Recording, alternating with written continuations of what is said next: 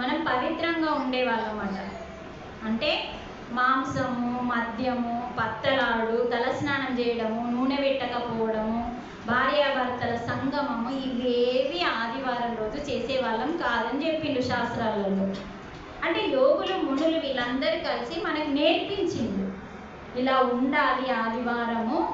ఆదివారం రోజు ఎంతెంత పవిత్రంగా ఉంటామో అంత మన యొక్క బ్రెయిన్కి, మన మెదడుకి శక్తి, పోషణ అంది.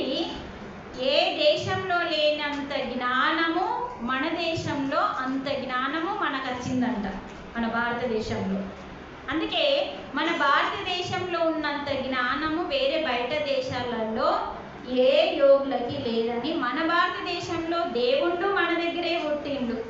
శ్రీరాముడు భారతదేశంలోనే, శ్రీకృష్ణుడు భారతదేశంలోనే. రాష్ట్రం వేరు, దేశం భారతదేశం. మరి కోకొల్లలు యోగులు కూడా ఇక్కడ పుట్టడానికి కారణం ఏంటిదంటే భారతదేశము దేవభూమి, దైవభూమి, పుణ్యభూమి అని చెప్పి అందరూ ఇక్కడే పుట్టి మనకేం నేర్పించిండ్రు? ఆదివారానికి నీ బ్రెయిన్కి కనెక్షన్ ఉంది కాబట్టి ఆదివారము పూజింపబడే రోజు అని మనకి చెప్పి, ఆ రోజు అప్పటి కాలంలో ఇంకా తక్కువ, ఇప్పుడు ఎక్కువ తింటారు.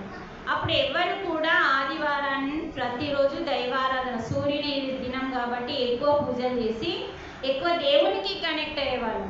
సూర్యకిరణాలకి అప్పుడు మన మెదడు షార్ప్గా తయారయ్యి భారతదేశంలో మన వాళ్ళందరూ బ్రహ్మ జ్ఞానాన్ని బయటకు తీసి మనకు అందించిండు. ఆదివారానికి అంత విశిష్టత ఉందని గొప్పగా వర్ణించి చెప్పి రీసెర్చ్ చేసి కనిపెట్టి మరి మనకు చెప్పిండు. వీళ్ళు ఇంత జ్ఞానులు, ఇంత జ్ఞానవంతులు, వీళ్ళు ఇలా ఉండకూడదు అని చెప్పి బ్రిటిష్ వాళ్ళు వచ్చి ఆదివారాన్ని మనకు ఛాయ అలవాటు చేసింది, మద్యము, మాంసము, ఆదివారం సెలవు అని అన్నింటినీ అలవాటు చేసింది ఆ మూర్ఖులు. మనం అలవాటు చేసుకున్నాం, దాన్నే ఇప్పుడు ఫాలో అవుతున్నాం. అందుకనే ఈ సంవత్సరం మనకు ఉగాది, శ్రీరామనవమి, ప్రతి పండగలు గమనించండి ఆదివారమే వస్తున్నాయి. అంటే ఆదివారం యొక్క గొప్పతనాన్ని మనం తెలుసుకోవాలి. సూర్య భగవానుడు ప్రత్యక్ష దైవం యొక్క దినం కాబట్టి ఆ రోజు మనం ఎంత నిష్టగా ఉంటామో అంత బ్రెయిన్ షార్ప్గా తయారవుతుందని మన యోగులు శాస్త్రాలలో రాసి పెట్టింది. ఆ రోజు తలస్నానం, రుద్దడం కూడా పనికిరాదు, తలకు నూనె అంటడం పనికిరాదు, మాంసము, మద్యము, తర్వాత భార్యాభర్తల సంగమం కూడా పాపమే అని చెప్పింది. చూడండి మన యోగులు ఎంత జ్ఞానులు, ఎంత కనిపెట్టి మనకి ఏ పాపం అంటకుండా పెట్టింది. అందుకనే ఇక్కడ మనకి ఆహారం గురించి ఇంతగా ఇచ్చింది. మరి నిద్ర దగ్గరికి అర్థం, మరి యుక్త స్వప్నావబోధస్య అంటున్నాడు. యుక్త స్వప్నావబోధస్య అంటే మనము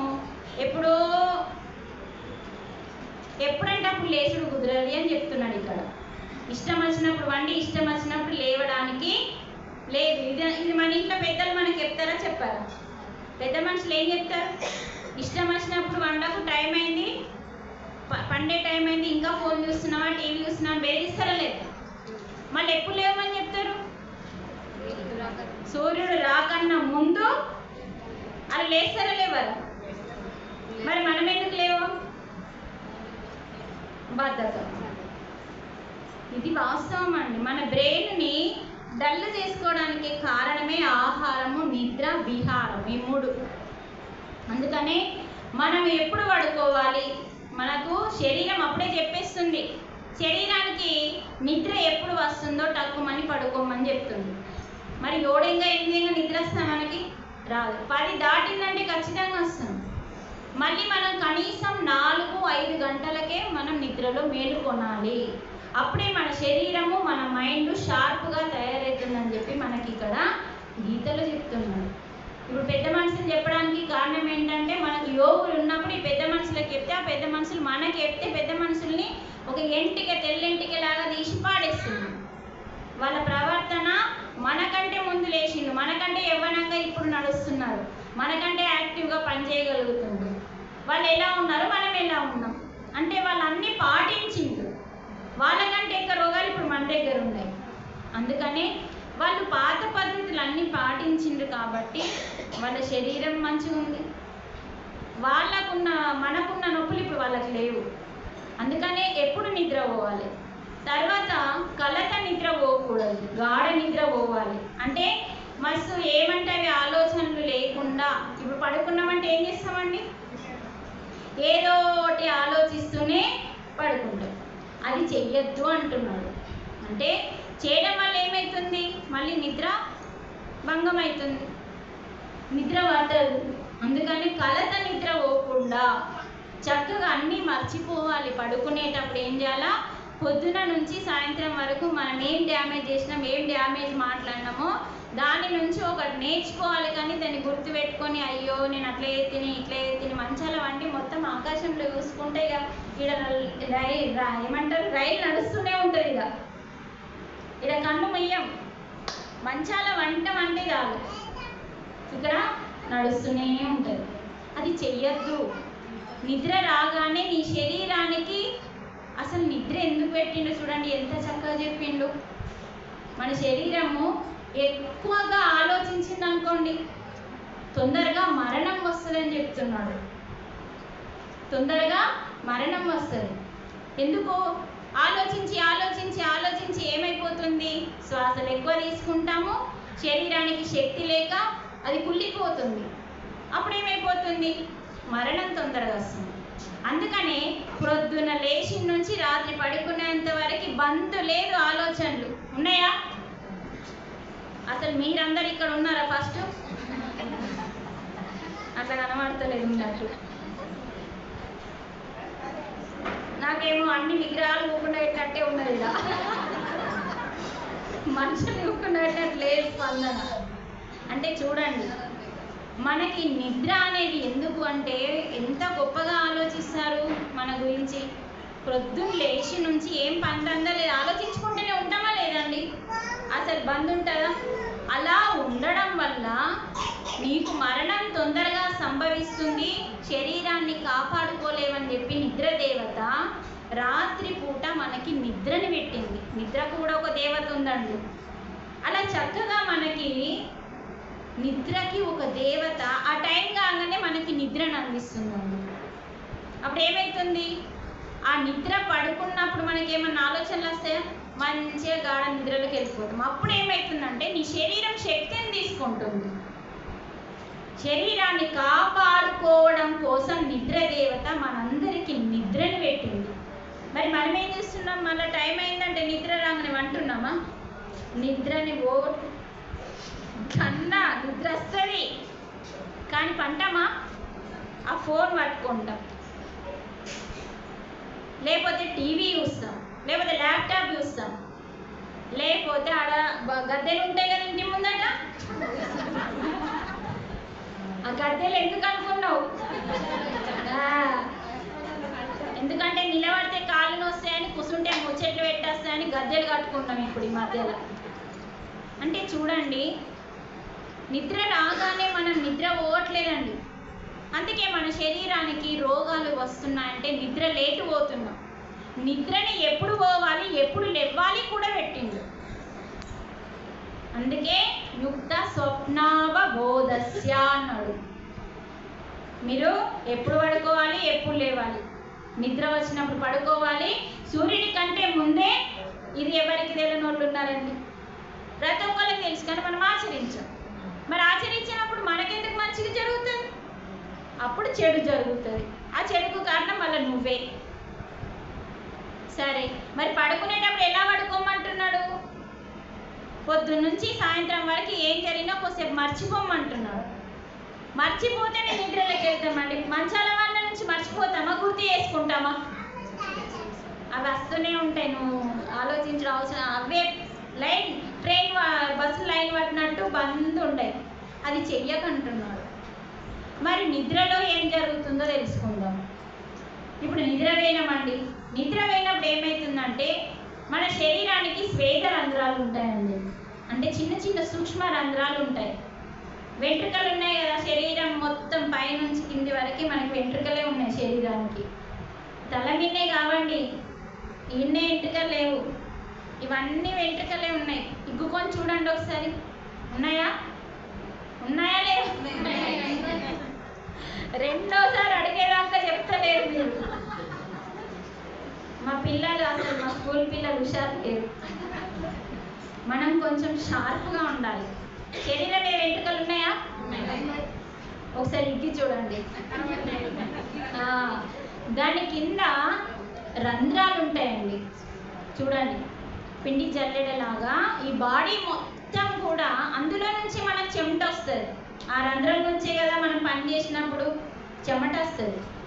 ఆ రంధ్రాలన్నీ రాత్రి గాఢ నిద్రలో, ఏ నిద్ర?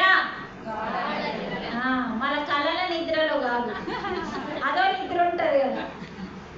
3 నిద్రలు ఉంటాయండి. ఒకటి జాగృత అవస్థ, అంటే మంచం మీద వంటాం కానీ కన్ను మొయ్యం, అది జాగృత అవస్థ.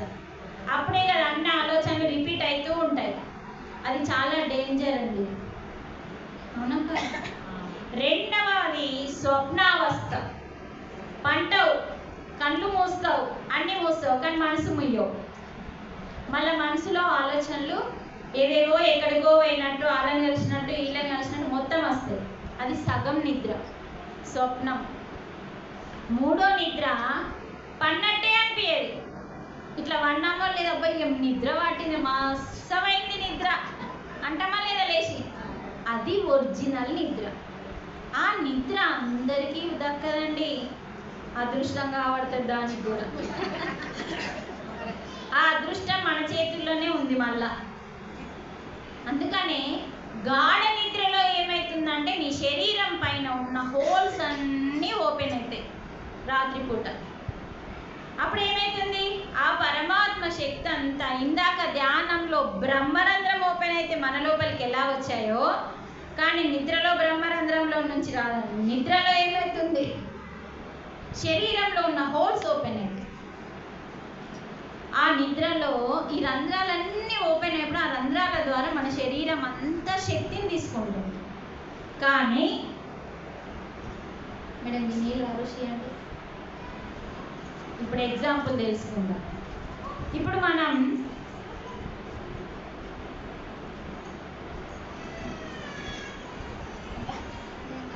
ఇది ఒక అది ఇవ్వండి, రెడ్ ఇది చూడండి,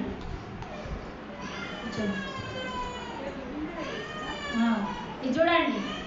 ఇది ధ్యానం, ఇది నిద్ర. ఇది నువ్వే, ఇది నువ్వే, ఇది నువ్వే. ఇదేమో నిద్ర, అంటే బాడీ ఎలా ఉంది, అడ్డంగా పడుతుంది. ఇది నువ్వే, ఇది ధ్యానంలో కూర్చున్నావు. ఇప్పుడు ఇది కూడా గ్లాస్ అనుకోండి. ఇప్పుడు 2 గ్లాసులు లేవు కదా, ఇది కూడా గ్లాస్ అనుకోండి. ఇప్పుడు ఈ గ్లాసు అడ్డంగా పడుకుంది, ఇదేమో కూర్చుంది. ఇంట్లో నీళ్లు నింపాలి, ఇంట్లో నీళ్లు నింపాలి నిండుగా. ఎట్లా నీళ్లు నిండుతాయి చెప్పండి? పన్న దాంట్లోనా కూర్చున్న దాంట్లో? పన్న దాంట్లో నువ్వు పోస్తూనే ఉంటావు, పోతూనే ఉంటాయి, కానీ కొన్ని ఉంటాయి లేదు. అంటే చూడండి ఎంత ఎగ్జాంపుల్ ఇది. ఇది మన నిద్రలో మనం నింపడానికి ప్రయత్నం చేస్తూ ఉంటాం, కానీ అన్ని ఇళ్ళు బయట పోతాయి, కొంచెమే లాస్ట్కి మిగులుతాయి దీని లోపల. అంటే ఈ కొంచెమే నీకు నిద్రలో రాత్రిపూట శక్తి వస్తుంది. ఎందుకంటే నీ నడుము ఎలా ఉంది, అడ్డంగా పడుకుంది, ఒక జంతువులాగా. జంతువులన్నీ అలాగే ఉంటాయి కదా, అడ్డంగా 4, 2 చేతులు 2 కాళ్ళు భూమి మీద ఉంటాయి. అంటే దాని నడుము ఎలా ఉంటుంది, అడ్డంగా. మరి నువ్వు కూర్చున్నప్పుడు నీ నడుము ఎలా ఉంటుంది, తేడా ఉందన్నట్టు కదా. అంటే ఎప్పుడైతే మన నడుము అడ్డంగా పడుకొని ఉంటుందో ఇక్కడ మనకి స్పృహ ఉండదు. నిద్రలో స్పృహ ఉంటుందా? ఏడికి పోతామో తెలియదు, అత్తమో రామో తెలియదు. అంటే ఈ స్పృహ లేని టైంలో మనకి బ్రహ్మరంధ్రం ఓపెన్ కాదు. మంచిగా వినండి. కానీ ఈ రంధ్రాలన్నీ ఓపెన్ అయ్యి కొంచెం భగవంతుని శక్తిని గింతిస్తుంది. ఇప్పుడు అర్థమైంది కదా ఇది. ఇప్పుడు ఇది ధ్యానము. మన నడుము ఎలా ఉంది, నిటారుగా. ఇందాక మనం ధ్యానంలో కూర్చున్నాం కదా, అప్పుడు ఏమవుతుందంటే ఇక్కడ మనకి స్పృహ ఉంటుంది. ధ్యానంలో ఏం జరిగినా వినిపిస్తుంది, అన్నీ తెలుస్తూ ఉంటాయి. ఇక్కడ ఏమవుతుందంటే మనం ఎరుకలో ఉంటాం, అక్కడనేమో ఎరుక ఉండదు, స్పృహని కోల్పోతాం. ఇక్కడ స్పృహతో శ్వాసని గమనిస్తాం కదా, అప్పుడు మనకి బ్రహ్మరంధ్రం ఓపెన్ అవుతుంది. అప్పుడు ఏమవుతుంది, దీని నిండా విశ్వశక్తి వస్తుంది. పడుకున్నప్పుడు కొంచెం వస్తుంది, నిండా రాదు. కానీ ధ్యానంలో ఏమవుతుంది, నువ్వెంత కావాలంటే అంత విశ్వశక్తిని నిండగా నింపుకోవచ్చు. అప్పుడు ఏమవుతుంది, ఈ నిద్రలో మనకి పరమాత్ముని శక్తి, ధ్యానంలో తీసుకునే శక్తి నిద్రలో వస్తుంది, కానీ తక్కువ వస్తుంది. ఆ తక్కువ శక్తితోనే మనం ప్రొద్దున లేచినప్పుడు ఫ్రెష్ అవుతున్నాం.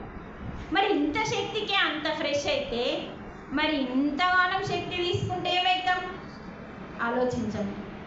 అంటే కొంచెం పరమాత్మ శక్తే మనని డల్గా పడుకున్న మనల్ని ఎంతో ఫ్రెష్గా చేస్తుంది. పొద్దున ఎంత ఫ్రెష్ అవుతామండి, హాయిగా లేస్తాం, చక్కగా మళ్ళీ ఎప్పటిలాగా అన్ని పనులు చేయడానికి శక్తిని అంతా ఖర్చు పెడతాం.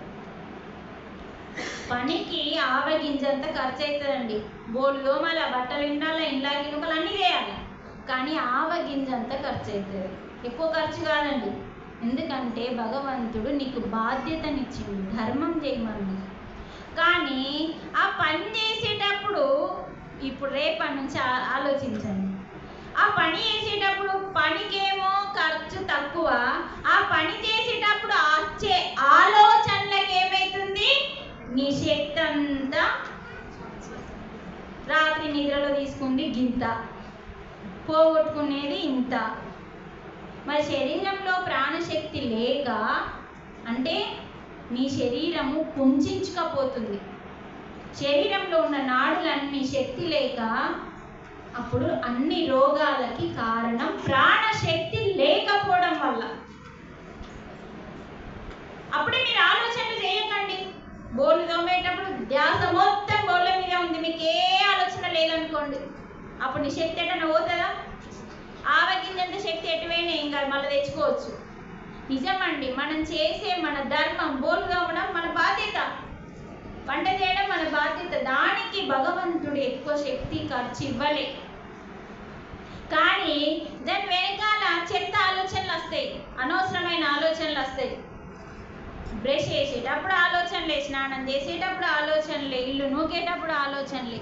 అసలు నువ్వే పని అన్నా చేయు, పని మీద ధ్యాస ఉంటుందా? ముందు ఆలోచన సర్రమని ఉరికొస్తుంది, అప్పుడు సుర్రమని శక్తి వస్తుంది. అంటే రాత్రి తీసుకునే శక్తి సరిపోవట్లేదు మనకి. సరిపోక ఏమవుతుంది, కొత్త కొత్త రోగాలు మొలకెత్తుతున్నాయి. అందుకనే మనకేం కావాలి, ప్రాణశక్తి కావాలమ్మా. ప్రాణశక్తి ఎంతెంత తీసుకుంటామో అంతంత ఆరోగ్యం వస్తుంది, అప్పుడు మనకి జ్ఞానం వికసిస్తుంది. అందుకనే ఎప్పుడు నిద్ర పోవాలి, ఎప్పుడు లేవాలి, ఎంత నిద్ర పోవాలి అంటే కలతలు ఆలోచనలు లేని నిద్ర. పన్నామంటే సపండ కళ్ళు మూసుకోవాలి, మనసును కూడా మూసేయాలి. తర్వాత నిద్రని తప్పకుండా పోవాలి. నిద్ర పోకపోతే మన శరీరంలో 120 సంవత్సరాలండి మన కలియుగ వయస్సు. ఎవడన్నా బతుకుతున్నాడు ఇప్పుడు 120 సంవత్సరాలు? ఎవరో ఇక అప్పటోళ్ళు కనీసం 90 ఏళ్ళు బతుకుతున్నారు. మొన్న ఒకరోజు నేను ఒక గ్రామంలో బాగా క్లాసులు తీసుకున్నా. బాగా అంటే దాదాపు ఒక 50 క్లాసులు పెట్టించుకున్నారు వాళ్ళు నచ్చి. ఒకటే గ్రామం, ఆదిలాబాద్ దగ్గర. మొన్న ఒక పెద్ద మనిషి చనిపోయింది అక్కడ. చనిపోతే మనకు పని లేకపోవడం వల్ల ఆలోచనలు ఎక్కువైనాయి, అవునా మేడం? పని మనకు తక్కువైంది, కటకలు ఎక్కువైనాయి. పని తక్కువైంది, ఆలోచనలు ఎక్కువైనాయి. కొంచెం ఆగండి. అప్పటోళ్ళకి పనులు ఎక్కువ, ఆలోచించడానికి సమయం లేదు. ఈ పని ఆగని ఆ పని, ఆ పని అని ఇంకో పని. బిందెలో నీళ్ళు కాలేని అనుకో, అంత దూరం పోయి ఎత్తుకొని రావాలి. అంటే మనము అప్పటికి ఇప్పటికి తేడా ఏంటంటే, ఇంతగా ఖరాబ్ కావడానికి కారణం ఏంటంటే మన ఆలోచనలు ఇంత ఎందుకు ఎక్కువైనాయి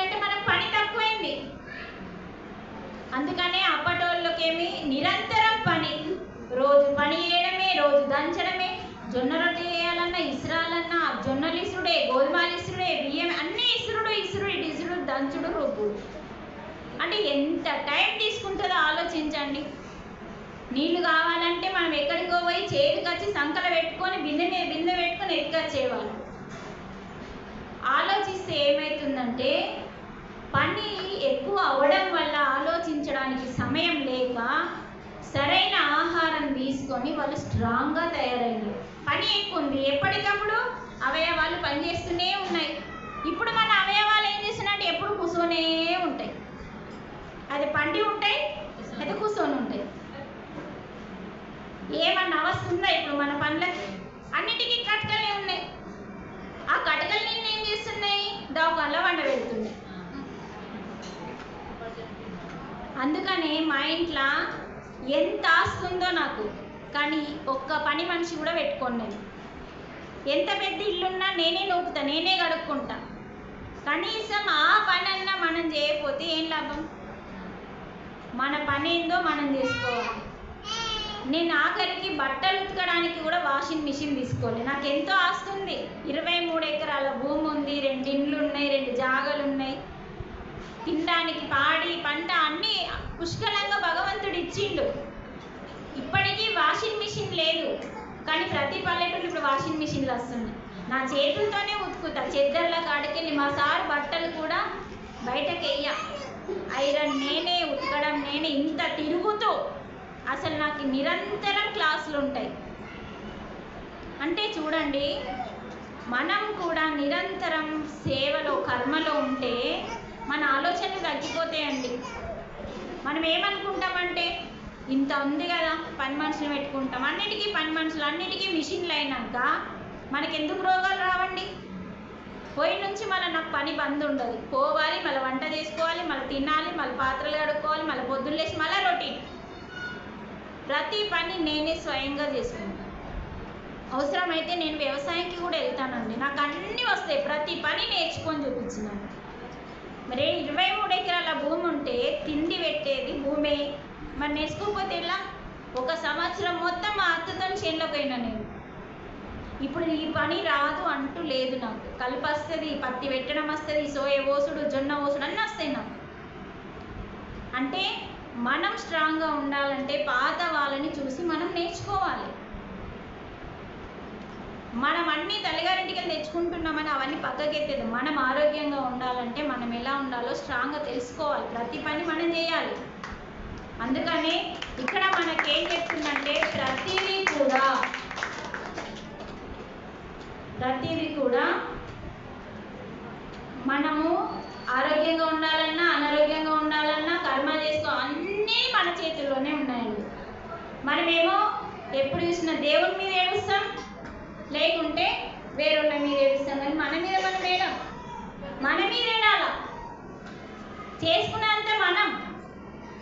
ఇది లేకనే మరి నేను కూడా ఎన్నో రోగాలతో బాధపడ్డామా 2011లో. సేమ్ పొజిషన్లో ఉండే మీ పొజిషన్లో. అప్పుడు ఏమైంది? నా రోగాలన్నీ నాకు పాఠాలు నేర్పినాయి. పాఠాలు ఎంత వస్తుంది? మంచి భర్త, మంచి అత్తగారు అన్నీ ఉండగా ఏంటి ఇల్లు చూడడానికి, తినడానికి పరిస్థితి బాగాలేదు, తాగడానికి అంత గందరగోళం నా లైఫ్ అంతా. అప్పుడు ధ్యానం దొరికింది. 2013లో ఈ భగవద్గీతని బ్రహ్మర్షి పితామ పత్రిజీ నా చేతిలో పెట్టింది. మా ఇంటికి వచ్చిండు. బాసరలో రిలీజ్ అయిందండి. అప్పుడు ఇది ఎందుకు నా చేతిలో పెట్టిండో 1 సంవత్సరం దీన్ని ముట్టలే. మన కర్మలు మంచిదానికి రానియ్యాయి. తర్వాత ఒకరోజు ధ్యానంలో ప్రతిసారి భగవద్గీత అనిపిస్తున్నారు. అప్పుడు ఒక 2-3 సంవత్సరాలు కఠిన తపస్సు చేసిన. కఠిన తపస్సు అంటే ఎట్లనో తెలుసా? కొచ్చగా ఉంటుంది. అది ఎప్పుడైతే మనం గౌరవం చేసి అక్కడ కూర్చోబెడతామో పూజ మొదలు పెడతాడు పంతులు. అంటే ఆ పూజకి ఎన్ని ఉన్నా గౌరవం లేకుండా పూజ జరగదు. కానీ పంతులు ఎప్పుడన్నా అడిగినామా ఇది వేయకుంటే పూజ వేయద్దా? అడిగినామా? కలుషం లేకుండా కానీ గౌరవం లేకుండా మనం ఏం పూజలు చేయలేము. కానీ ఎందుకు అని ఏ రోజు ప్రశ్నించలేదు. ఆయన చెప్పిండు, మనం చేసినాం అంతే. కానీ విశ్వంలో ఉన్న విశ్వశక్తిని ఆకర్షించే గుణం ఆ కలశానికి, గౌరమ్మ షేప్కి ఉంటుంది కాబట్టి అందుకని ఆ గౌరమ్మని చేసి అక్కడ ఊకుండే పెట్టినప్పుడు పరమాత్మ శక్తి ఆ కోణం ద్వారా ఆ పూజకు వస్తుంది. అప్పటిదాకా ఆ పూజకి ఏం ఫలితం ఉండదండి. గౌరమ్మ ఎప్పుడైతే చేసి పెడతామో ఆ కోణం ఏం చేస్తుంది? ఇప్పుడు భూతత్వం ఏం చేస్తుంది? ఎక్కువగా వేడిని గుంజుకొని కాగితాన్ని బూడిద చేస్తుంది. అలాగే ఆ గౌరమ్మ యొక్క కోణము సేమ్ ఇలా ఉంటుంది. 4 మూలలు ఉంటాయండి. ఈ 4 మూలలు ఏంటి అంటే, ఒకటి గాలి, ఒకటి భూమి, ఒకటి అగ్ని, ఇంకోటి వాయు. భూమి నీరు, నీరు గాలి భూమి అగ్ని, ఈ పైనది ఆకాశం. అంటే పంచభూతాల శక్తులు ఆ గౌరమ్మలో ఉంటాయన్నమాట. ఆ కోణానికి అంత శక్తి ఉంటుంది. అప్పుడు ఏం చేస్తుంది? ఈ కోణము భగవంతుని యొక్క శక్తిని ఆకర్షించే గుణం ఆ కోణానికి ఉంటుంది. మరి గౌరవం ఎంతసేపు ఉంటుందండి? ఎండిపోయిందంటే పోతుంది. అందుకనే మనకి గమనించండి, రాజుల కోటలు రామాయణంలో చూసినాం. రాముని కోట ఎలా ఉండేది? అన్ని కలశం రూపంలో ఉండేది. అంటే ఇలా ముంతలాగా ఉండి పైన గోపురం లాగా ఉంటాయి. మీరు ఏదన్నా గమనించండి, పాతకాలం వాళ్ళు అన్ని కోటలు కలశమ్మ షేప్లో గోపురం లాగా ఉండేది. సేమ్ పిరమిడ్ షేప్ లాగా ఉంటాయి అన్నమాట. అంతేందుకంటే ఇప్పుడు మన దేవాలయాలు ఎలా ఉంటాయి? గోపురంలా పైన కోణం ఎలా ఉంటుంది? గౌరమ్మ షేప్ లాగా ఉంటుంది. అది లేకపోతే ఆ గుడిలోకి ప్రాణశక్తి రాదు. అందుకనే ఈ పిరమిడ్ అనేది ఏం చేస్తుందంటే విశ్వంలో ఉన్న భగవంతుని యొక్క శక్తిని, మనకు పాత ఇళ్ళన్నీ ఎలా ఉండేవండి? పాతకాలం ఇళ్ళు ఎలా ఉండేవి? కూన ఇళ్ళు. అవన్నీ ఊలగొట్టి ఏం చేసినా స్లాబ్ ఇళ్ళు. అంటే కూన ఇళ్ళు ఎందుకు కట్టించిందంటే మనకి యోగులు తెలుసా? ప్రతి ఒక్కరింట్లో సూర్యకిరణాలు పడాలని. మనకేమో బుర్ర తక్కై అందరు వేసే పొరపాటు ఏంటంటే కూన ఇండ్లు యోగులు జ్ఞానంతో కట్టిల్లండి. ఎందుకంటే సూర్యుని కిరణాలు ఏ ఇంట్లో అయితే పడతాయో ఆ ఇంటికి ఏ దోషం రాదు.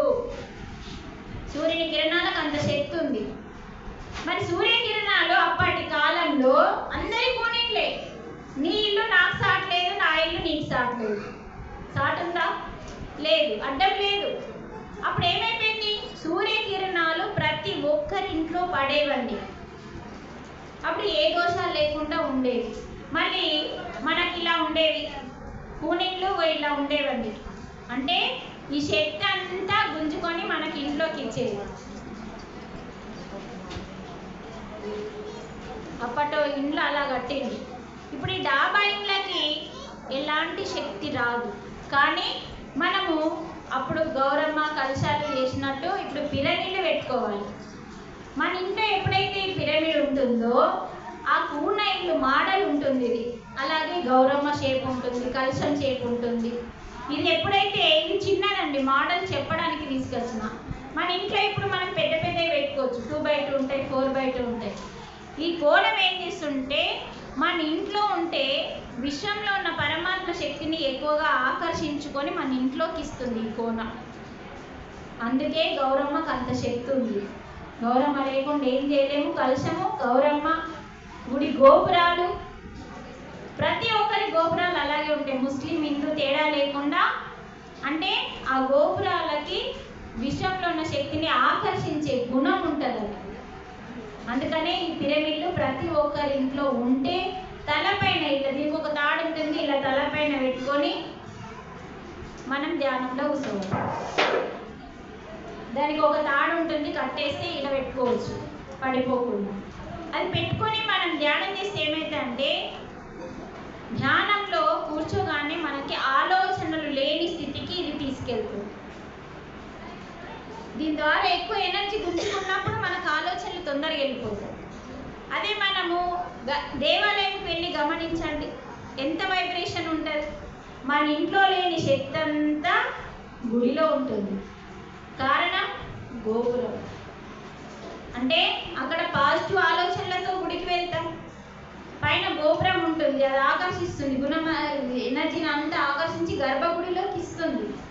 ఆ గర్భగుడిలో ఉన్న ఎనర్జీ అంతా మనందరికీ ప్రసారం జరుగుతూ ఉంటుంది. మన పాజిటివ్ వైబ్రేషన్ వల్ల ఆ గుడిలో అంత శక్తి ఉంటుంది. అందుకనే మనము మన ఇంటిని కూడా ధ్యానం చేసి ఇలాంటి పిరమిడ్లు పెట్టుకొని అందరి చేత మనం 41 రోజు, 7 రోజులు, 11 రోజులు, 41 రోజు ఒక ఇంట్లో చేయొచ్చు. మన ఇంట్లో కూడా మనం సింగిల్గా ఒక 41 రోజు చేసుకోవచ్చు. మన ఇంట్లో అందరి ఇంట్లలో 7 రోజులు, 11 రోజులు, 21 రోజు ఇలా కూడా మనం చేసుకోవచ్చు. ఎంతెంత ఇంట్లలో మనం ధ్యానం పెడతామో అంతంత శక్తి మన ఇంట్లోకి వస్తుంది. మన ఇంట్లో చెడు జరగకుండా ఎప్పుడు మంచి జరిగేలాగా, ఆటంకాలు రాకుండా ఇలాంటివి జరగాలి అంటే మన ఇంట్లో ఎప్పుడు నిరంతరం ధ్యానం జరుగుతూ ఉండాలి. అందుకని మా ఇంట్లో మొత్తం బెడ్రూమ్లలో పెద్ద పెద్ద పిరమిడ్స్ గోడకు మొత్తం చుట్టూరుగా పెట్టేసి ఎంతమంది అన్నా రాని మొత్తం ఆశ్రమంగా మారిపోవాలి. ఇల్లు మొత్తం ఎప్పుడెప్పుడు వస్తూనే ఉంటారు. నేను ఉంటే చాలు ధ్యానం ధ్యానం ధ్యానం జరుగుతూనే ఉంటుంది. ఎందుకంటే పెద్ద పెద్ద పిరమిడ్లు ఇంట్లో పెట్టేసి ఎప్పుడన్నా రావచ్చు, ఫోన్ చేసి వస్తారు, కూర్చుంటారు, నిరంతరం ధ్యానం జరుగుతూనే ఉంటుంది. ఎంత ప్రశాంతంగా ఉంటుందో ధ్యానం జరిగే ఇంట్లో. అందుకనే మన ప్రతి ఒక్క స్త్రీ ధ్యానం చేస్తే ఆ ఇల్లు దానికి అదే మారిపోతుందండి.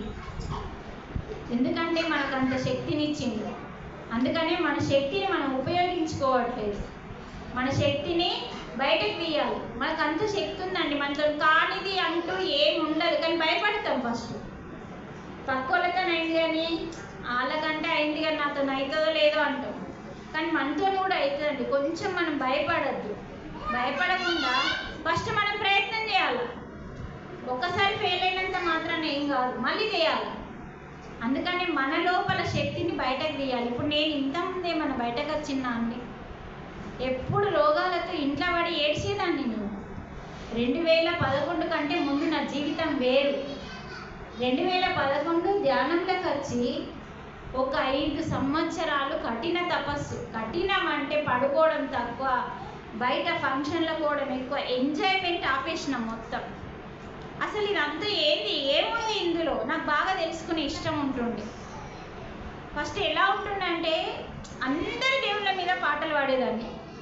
ఫస్ట్ ఒక దేవుడి మీద పాడితే ఏమనుకునేదాన్ని అంటే, అరే ఒక దేవుడి మీద పాడితే ఇంకో దేవునికి కోపం వస్తుందేమో అన్న భయంతో ఉండేదాన్ని ఫస్ట్లా. ఈ అమ్మాయిలాగా చిన్నగా ఉన్నప్పుడు. అప్పుడు ఏమైంది, ఒక స్కూల్లో టీచర్గా చేస్తున్నప్పుడు, ఇంటర్మీడియట్ అయిపోయింది, స్కూల్లో టీచర్ చేస్తున్నప్పుడు ఆయన చెప్పిండు పూజ చేయమ్మా మంచిగా ఉంటుందంటే, పూజలు మెల్లమెల్లగా మొదలుపెట్టి ఒక దేవునికి వాడితే కోపం వస్తున్న హైదరాబాద్లో మొత్తం లెంకి అందరి దేవుళ్ళ స్తోత్రాల బుక్ తెచ్చుకొని అప్పుడు అందరి దేవుళ్ళ మీద స్తోత్రాలు పడితే ఎన్ని గంటలు కావాలండి? 3 గంటలు, రోజు 3 గంటలు అలా పాడితే ఇంట్లో అందరూ లొల్లే. ఎంతసేపు పాడతావు, దేవుడికి విరక్తి వస్తుంది. అలా ఉండేది నా జ్ఞానం. అప్పుడు పెళ్ళైనాక జ్ఞానం దొరికినాక మెల్లమెల్లగా భగవంతుడు బయట కాదు, బయట జడంలో ఉన్నాడు, విగ్రహంలో ఉన్నాడు. మనమే ప్రాణం పోసినాం, జడంలో ఉన్నాడు, కానీ నీ లోపల నిజంగా ఉన్నాడు అని భగవద్గీత నేర్పించింది. అప్పుడు ధ్యానం మొదలుపెట్టి నా లోపలికి నా ప్రయాణం చేస్తూ అన్ని రోగాలని పోగొట్టుకొని శాకాహారిగా మారి పిల్లల్ని, సారుని, అత్తయ్యని, మామయ్యని, ఇల్లు మొత్తం ధ్యాన కుటుంబం, శాకాహార కుటుంబంగా మారిన తర్వాత మా సారు పిల్లలు మంచిగా వంటలన్నీ నేర్చుకున్న తర్వాత అప్పుడు మెల్లిగా 8 సంవత్సరాల నుంచి భగవద్గీత నేను బయటకి 100 గ్రామాలని ఇలా ఒక్కొక్క ఊళ్ళో 3 రోజులు క్లాసు. మొన్ననే సిద్ధిలకుంటలు అయింది, ఆ తర్వాత 3 రోజులు మన జగిత్యాలలో అయింది. అంటే ఒక్కొక్క గ్రామంలో 3 రోజులు చెప్తే కానీ మెదడుకి ఎక్కదు. అంటే అది తక్కువ ఇంకా కాకపోతే మనకు పనులు ఉంటాయి కాబట్టి భగవద్గీతని అన్ని గ్రామాల్లో 1 రోజు 3 రోజులు పెట్టడం సంవత్సరాల తరబడి నడుస్తున్నది. ఎందరో భగవద్గీతలు కొని చదువుతూ ఆచరిస్తూ శాకాహారులుగా మారి ధ్యానం చేస్తున్నారండి చక్కగా. మరి మీ అందరికీ సేవ చేస్తూ మీరందరూ ఆనందంగా ఆరోగ్యంగా ఉండాలన్న తపనతో నేను ఈ యొక్క విహారయాత్ర చేస్తున్నాను. మరి ఈ విహారయాత్ర ఎంత గొప్పదో మీరు కూడా తెలుసుకోండి. మనం ఏ కాశీకి పోయినా ఇంత పుణ్యం రాదండి, అది పుణ్యం. ఇది ఆత్మకర్మ, పుణ్యం కంటే గొప్పది. అంటే మనకి జన్మ లేని కర్మ ఇది, జన్మ లేకుండా చేసే కర్మ ఇది ఆత్మకర్మ. అందుకని ఇది సత్కర్మ, గొప్ప కర్మ ఇది. అంటే అందరినీ మంచి వైపు నడిపించే కర్మ కంటే గొప్ప కర్మ ఏది ఉండదు. కాబట్టి మీరు ధ్యానం చేయండి, శాకాహారులుగా మారండి. మీ జీవితంలో మీ ద్వారా ఒక్కొళ్ళు మారినా మీ జన్మ ధన్యమైనట్టే. అందుకనే పత్రిజీ స్త్రీమూర్తి మేల్కొనాలి. ఎందుకంటే స్త్రీ దగ్గర భర్త చనిపోతే ఒక స్త్రీ బయటకు వెళ్తుంది, ఎంతన్నా బాధని తట్టుకుంటుంది. అవునా కదా చెప్పండి? ఆడవాళ్ళు బాధని తట్టుకుంటారండి, మగవాళ్ళకి కష్టం. వాళ్ళు లోపలికి తుంచుకుంటే తక్కువని హార్ట్ అటాక్ వస్తుంది, పుట్టుకోమని పోతారు. ఎందుకంటే వాళ్ళ లోపల వాళ్ళు ఉంచుకోలేరు, వాళ్ళు బయటకి వ్యక్తం చేయలేరు. వాళ్ళకి బలం ఉంటుంది కానీ తట్టుకునే శక్తి ఉండదు. ఏదన్నా చేయగలుగుతారు, ఎంతన్నా లేపుతారు, కానీ తట్టుకునే శక్తి తక్కువ. అందుకని ఏ స్త్రీ అయినా భర్త చనిపోయినాక అన్నీ తీర్చిదిద్దుకుంటుంది, కానీ ఒక భర్తకి భార్య చనిపోతే మాత్రం ఆయన మళ్ళీ పెళ్లి చేసుకుంటాడు తప్ప పిల్లల్ని సాకలేడు, ఇల్లుని సరిదిద్దలేడు. అందుకనే పురుషునికి బలమిచ్చిండు, స్త్రీకి శక్తినిచ్చిండు. ఈ శక్తిని మనం ఉపయోగించుకుంటే మన శక్తిని ఏం చేయాలా? రెట్టింపు చేయాలి ధ్యానం చేసి. ఆ శక్తి మన ఇంట్లో రెట్టింపు అయినప్పుడు నీ భర్తలో మార్పు వస్తుంది, ఇంట్లో అందరిలో మార్పు వస్తుంది. ఇప్పుడు మా ఇంట్లో వచ్చింది కదా, నేను వచ్చిన 6 నెలలకి మా ఆయన వచ్చింది, టైం పడుతుంది. నీ ధ్యానము విపరీతంగా ఉన్నదనుకో తొందరగా వస్తారు. అందుకని మీరందరూ కూడా వయసు ఎంత ఉందో అంత ధ్యానం చేయండి. ఇప్పుడు ఈ ఇంట్లో 41 రోజు అయిపోయింది ఇవాళకి. మళ్ళీ రేపటి నుంచి ఎక్కడ మొదలవుతుందో అక్కడికి పరిగెత్తండి. ఎక్కడుందో మీరు అనౌన్స్ చేస్తారు.